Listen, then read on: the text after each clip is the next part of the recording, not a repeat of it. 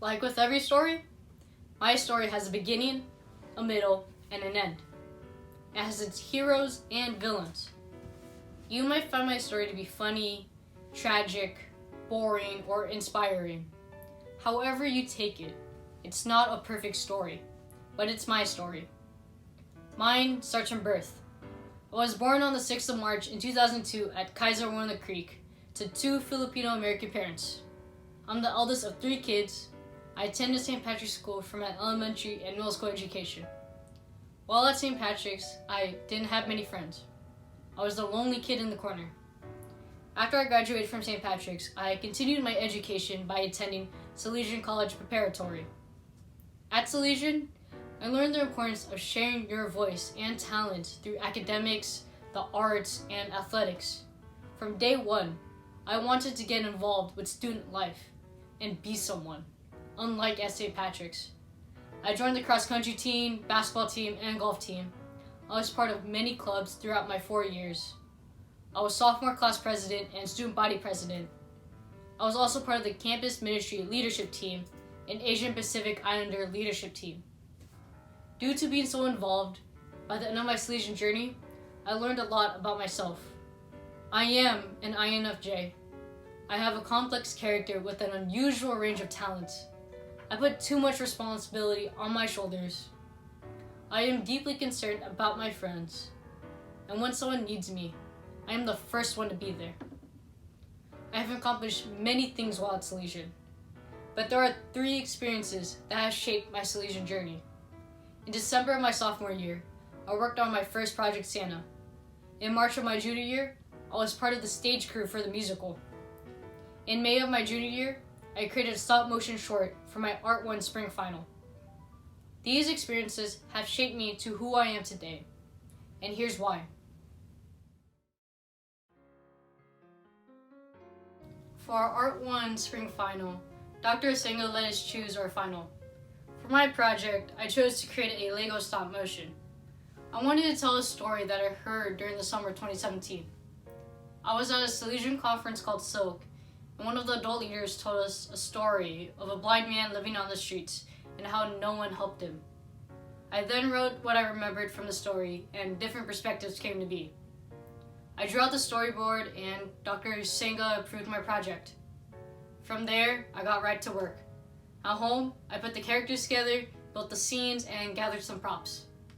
At school, I set a schedule for myself to finish the scene by a certain time. It was a week-long process to film everything, and I was able to get my recordings done even before the deadline I set for myself. The end product is not perfect. It has a lot of rookie mistakes, but it was something that I had been wanting to do for a while.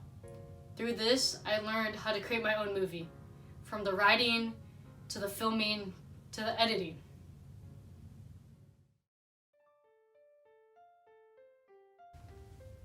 The first year I participated in Project Santa was in 2017. During the preparation of Project Santa, my Papa Rod passed away. It was the hardest thing that I've been through. It affected a lot of my work during school, but I knew I still had work to do during Project Santa. I originally signed up to work the games, and I just wanted to get the day over with. About 30 minutes before the schools started showing up, Colby Rhodes came up to me and said that I was going to be an ambassador now. With no training, I had to guide a class of 20 or so kids through Project Santa. I had no idea what I was doing or what I was supposed to do. Colby gave me the quick rundown of what was expected of me, and my class showed up. At first, I was super nervous, but throughout that morning, I saw something that changed me. While I was sad about my Papa Rod's death, the kids reminded me of him. The joy on their faces was priceless. So the entire day, I guided classes through the games, Santa's cave, pictures, and storytelling. I never thought that a little girl's smile can change my life forever. Ever since then, I have been an ambassador, hoping to make these kids smile.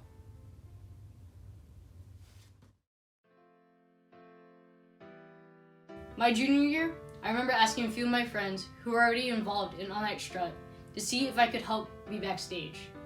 The stage managers, Jay Francisco and Colby Rhodes, approached me a few days later and said that they would be happy to let me be part of the team. I showed up to my first rehearsal in the band room. A few days of rehearsals went by and I got my first job. I was in charge of costumes. I took pictures of everyone in their costumes and wrote down a list of costumes they could get on their own time. I slowly became more involved by becoming Miss O'Hare's right-hand man. I would help her take notes and see if everything was in place. When it was time to do more of the tech things, I was the first one in line to help. I was assigned to work the backlights on stage. I got the hang of lights easily and even wrote down a system to remember my cue for the lights.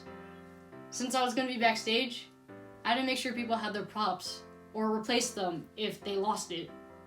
Through this entire experience of being a stagehand, I learned some important things.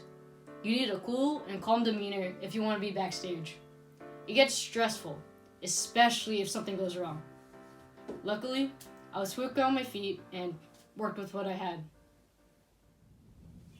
Although my years at Salesian College Preparatory are over, my years of being Salesian are not.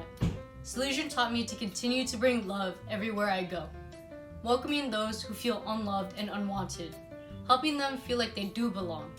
Because of this, I realized how powerful relational ministry and authentic friendship are. The underlying message of all my artifacts is about this. In different perspectives, the main character gave up his time to listen to the blind homeless man's story. During Project Santa, instead of hanging out with my friends, I stayed with the little girl to show her the magic during Christmas.